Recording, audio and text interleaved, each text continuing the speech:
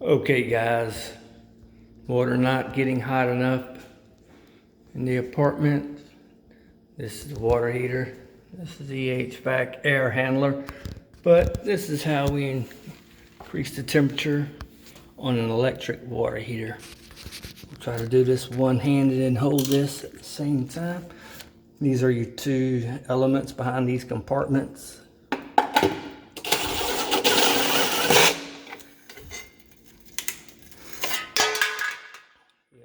Made some noise. Take this off, fold that, get this insulation off.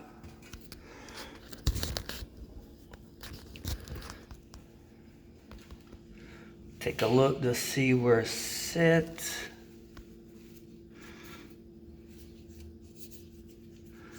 It is set on hot right now. So we're gonna turn this between hot and very hot by turning this little screw to the white arrow. It's in the desired position.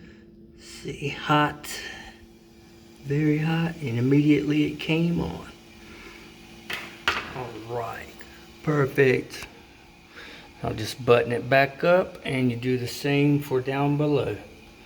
Thanks guys, tune in next time for more tips and tricks for the homeowner.